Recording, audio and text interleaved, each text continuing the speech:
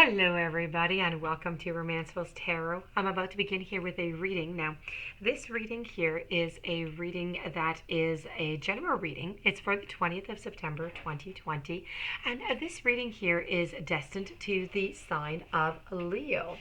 So that being said, as I said, it's a general reading, so it might not resonate with everybody. So please do take whatever resonates with you and just leave the rest of it aside. If ever you do have any questions and you would like to have a personal reading, you'd like to have some information, maybe some people, you're searching for some information around you, you're searching for some guidance, you're looking for some truth, please do contact me at romancefulltarot@gmail.com so I can send you the different type of readings that I can offer you, so I can go and find those answers that we just don't want to say. Or people don't want to say. So that being said, we're going to begin this reading here. Well, actually, before we do begin, I would like to mention that if you've been to the channel before, or if it's your very first time, I welcome everybody back. And if you have not yet subscribed, please do take a brief moment to click the subscribe button at the bottom of the screen to show your support to the channel and to myself, and it would be greatly appreciated. So that being said, I do thank you in advance, and let's begin this reading. So the reading here is a blind spot reading. I've done one 2 days ago, I believe, and it was the first time I did the actual blind spot. I usually do different type of readings, and well, the viewers and subscribers, everybody loved it, so I'm doing another one, but with a different topic, of course. It's a love topic because I am romanceful, and so the topic is a blind spot of love, of course. But this time it's your true needs. So let's go see what your unconscious is hiding from you, okay? We're going to begin with the blind spot, and then we're going to finish it off over here with a James Van Praagh, Power of Love, because I'm all about love. And voila. So let's begin here with your sigil, and your sigil is all about resistance. Now, you are in resistance. You are not admitting that a tug of war is occurring within you, or a tug of war is occurring between yourself and someone else. To understand resistance perfectly, I want you to imagine a stream of fast-moving current. And in this current, there is a boat. This boat has 6 horsemen in it, each of whom have a paddle. Some of the horsemen are paddling downstream with the current. Some of them are paddling upstream with the current. The horsemen who are trying to paddle the boat upstream are in resistance. They are in resistance of the current itself. They are in resistance of the horsemen who are also trying to paddle the boat, but downstream. Resistance is nothing more than opposition. It is any oppositional force. We can meet with opposition from the outside, and we can meet with opposition from the inside. Resistance from the outside is external people, events, and circumstances that are opposing you. But internal and external resistance go hand in hand. If you have drawn this sigil here, you don't get to tell yourself that other people are resistant to you. So it isn't your issue. This universe is a time, a space, a reality that is based on the law of mirroring. So the resistance we encounter on the outside is a reflection of the internal resistance that exists. Usually internal resistance that we are unaware of. That being said, when you draw this sigil, it means that one part of you is resisting another part of you, or you are resisting something or someone else. Now, when it comes to internal resistance, now an oppositional force, and therefore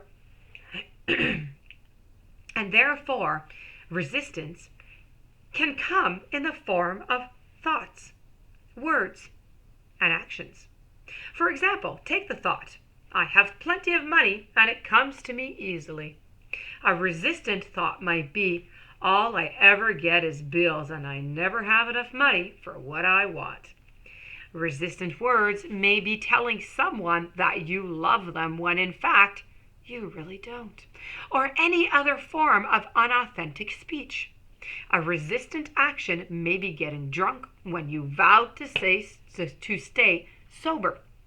Obviously, when we're trying to get what we want or when we are trying to heal, any force that opposes our healing or opposes us getting what we want is going to cause us incredible amounts of pain.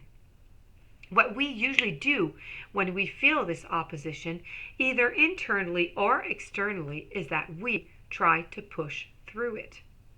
We ignore it. We do not deal with the resistance directly. Because of this, we actually enhance the resistance because we are in fact resisting our resistance.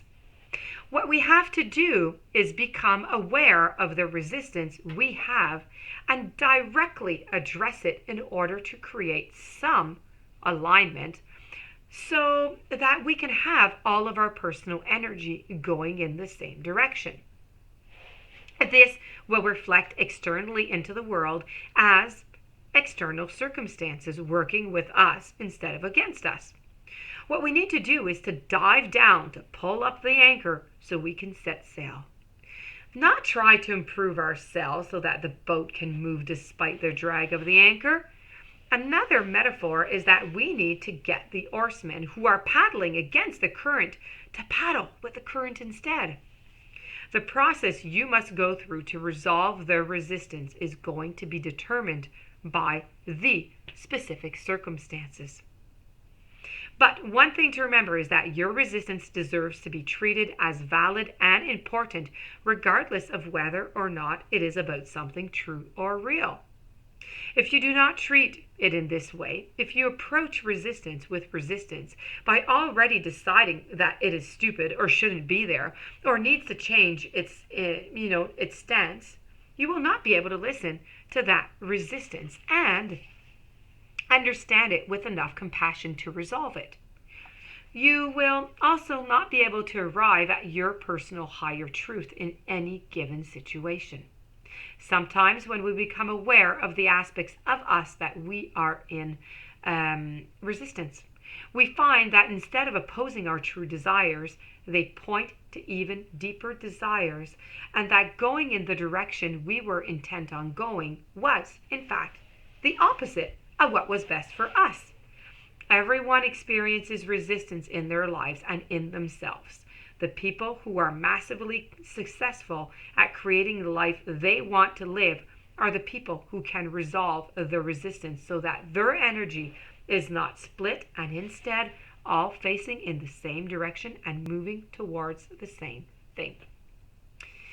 If you have this sigil here, the rule of thumb is you must directly deal with the resistance first before doing anything else. No action should be taken from a place of resistance. This was your card on resistance. This was your blind spot. I'm now going to move over to the James Van Praagh, to the power of love, and let's see what they have to say and if it correlates with the blind spot. I have cooperation. In your quest to manifest the energy of love, you realize that every person and experience has its value. So when you're receptive to the input, opinions, and values of others, you broaden your Earth School perspective. Someone else's point of view is one of the most valuable teachers you can experience during your time in this physical dimension. It is through the cooperative spirit in which you have the dynamic of give and take that the two halves then become one whole. Cooperating and honoring another person's opinion promotes not only friendship and social skills, but more possibilities for how to love and how to be loved.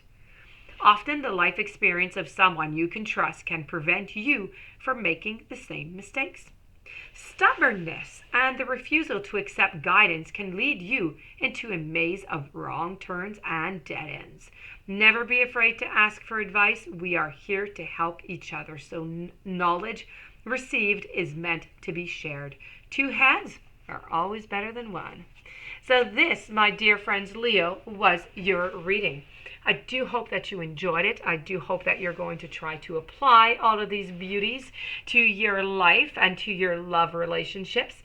If you do have any questions or you would like to have a reading, please do contact me at romancefulltarot@gmail.com. Please don't forget to subscribe to the channel and stay tuned for all the following readings. I put one reading out a day, and so I hope you enjoy them and you listen to them. So have a great day. Thank you for being there, and many blessings to you.